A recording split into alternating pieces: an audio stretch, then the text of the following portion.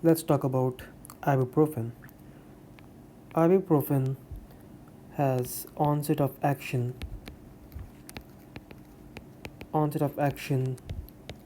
from 30 to about 45 minutes. The fun fact is like most of the NSAID have like the similar like onset of action. Peak time is roughly around like 1 to 2 hour. Duration of action. Duration of action is somewhere about 4 to 6 hour. Uh, and GI bleed usually occur. GI bleed at 2.5 gram per day. If you exceed more than this limit, there will be a higher risk of GI bleed. Right. So we can give ibuprofen in different ways. Like let's say for mild to moderate, what? Pain and fever. Pain and fever. As we know that ibuprofen has a good analgesic coverage, has a good antipyretic coverage, has a good anti-inflammatory coverage. However, it has a lesser risk for the gastric bleeding as compared to the other NSAID, right? So, fairly very nice drug which we can use, right? And in excess, it was causing the nephrotoxicity, right? We already discussed about this nephrotoxic, right? So we were talking about the ibuprofen for for the mild and moderate pain and fever, which we can give 200 to about 400 milligram, right? And the max dose we can give is 3.2 gram per day. These max dose, okay, you can give.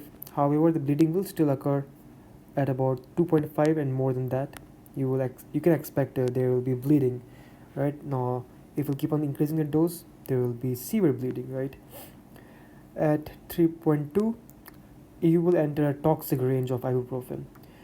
So for the mild and moderate pain and fever, 200 to about 400 milligram.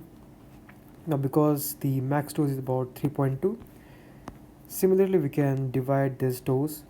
So let's say 4, so we can give about 4 to 6 hours, right, before hitting this. So 6 4 24, roughly around 2.5, right? So somewhere about 4 to 6 hours, every 4 to 6 hours you can give this dose, 200 about 400 milligrams. Right. Next is for anti-inflammatory property. Anti-inflammatory property, you need to give somewhere about 600 to 800 milligram TID. That is 3 times a day. And the indication in which scenarios you can give. You can give in pain. It was having a very good coverage for pain. It was having a good coverage for fever. So pain, fever, and anti-inflammation. So not anti-inflammation. So it will be inflammation. So if there is inflammation, you can uh, give ibuprofen. And inflammation, right? Now because of all these things, right, and as it was having a lesser risk of GI bleed, there are certain scenarios in which you can indicate, right, that you can use ibuprofen. Pain, headache, right? Let's set it over here. You can use headache, you can use for arthritis, right? You can use for menstrual pain, right? So these are the main things you can use ibuprofen for. As we will move on different types of drugs, you can find that most of the indications are somewhat similar because the coverage is again divided mainly on these 3 to 4 types, right? Gastric bleeding was a side effect. Antiplatelet was majorly for the aspirin. So we are only left with the analgesic, antipyretic, and the anti-inflammatory property. So there will be scenarios. Headache is a pain, arthritis is again pain and inflammation, and menstrual pain is again pain and inflammation. So there are scenarios you can use that particular drug, right? Now let me tell you something important. We just said that there are drugs. There is a ibuprofen that 200 or 400 milligram, right? So certain brands have made ibuprofen in such a way that there are availability of ibuprofen in different ways. For example, one brand name is Brufen by the Abbott. You can have 200 milligram, 400 milligram, 600, and so on. These are again available in different forms. Next is Ibugesic.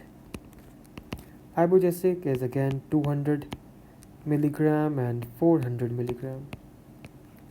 These are just the brand names. If you just still remember the ibuprofen, it will be still beneficial. Just remember the ibuprofen. You can prescribe by writing the ibuprofen 200 milligram or 400 milligram and so and so. The Advil, most commonly heard by the people, this comes in 200 milligram, right? Then there are again some combination that you might know, which is the Combiflam. Combiflam. This is ibuprofen 400 milligram plus paracetamol 325 milligram. The Combiflam then is Ibugesic. This was Ibugesic, this is Ibugesic plus.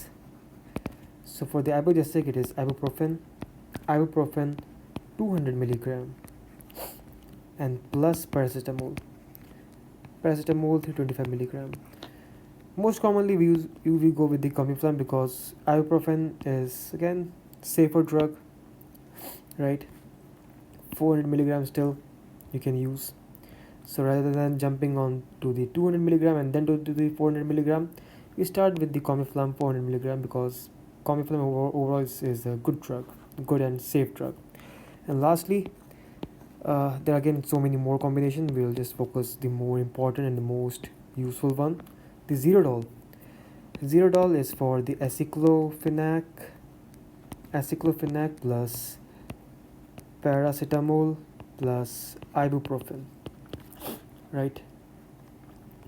Aceclofenac over here along with the paracetamol and ibuprofen, right? Now, why we need to combine these drugs time to time? Now what actually happens is that just giving one single NSAID to achieve some sort of let's say we need to have an analgesic effect or the antipyretic effect or the anti-inflammatory effect. Giving one single thing, okay, we need to increase the dose to have that kind of property, okay, that kind of feature, right? So what we do that we decrease the dose for ibuprofen. One, we can add for example the paracetamol as well, and similarly we can also use the aceclofenac in case of Zerodol, right? So overall the drug required to achieve that one feature will be decreased, so it make the drug overall much more safer and also effective at the same time if we need to combine, right? So yeah, if we combine the drugs, overall drug dosing decreases and overall the chances of having a GI bleed also decreases, right? Some other combinations also if you wish to remember for ibuprofen. So this was the ibuprofen, right? Ibuprofen. These are all the ibuprofen combination. Ibuprofen. Right. Then in case of allergies, right? So we have. Let's change the color. We have Ibugesic cold is a drug, is a brand name, which is the ibuprofen, pseudoephedrine, pseudoephedrine plus chlorpheniramine, pheniramine for cold, cough, fever, runny nose, and so on. So you can use this combination.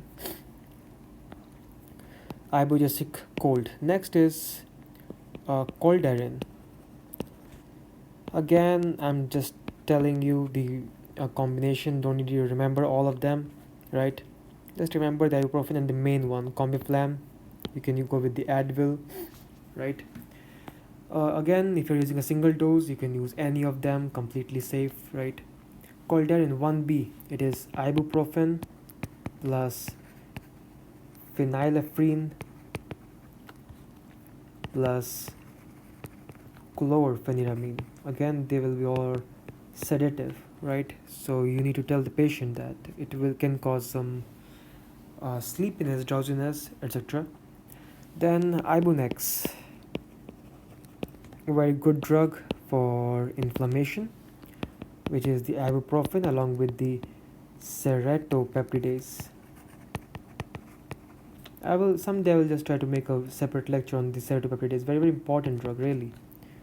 In the most of the brands, you will have this combination, mainly the ceratopeptidase, right? And also the same combination you can have for the Ibugesic,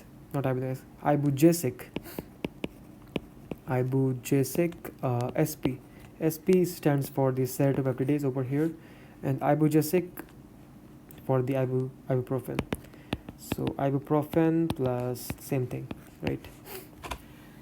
So this was about the ibuprofen. And one more thing, if somehow we exceeded the limit, right, for about 2.5 gram per day, sorry, right, if we exceeded this limit, there will be a risk to cause the GI bleed. At that time, we can add other drug to help that GI bleed not to occur, right? So we can give the patient PPI, which you can give with ibuprofen. Must go hand in hand, that too with the duration of action and the onset of action. So the PPI best will work over here will be pantoprazole,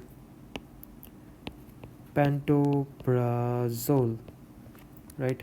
And usually 40 mg OD will be sufficient in this case.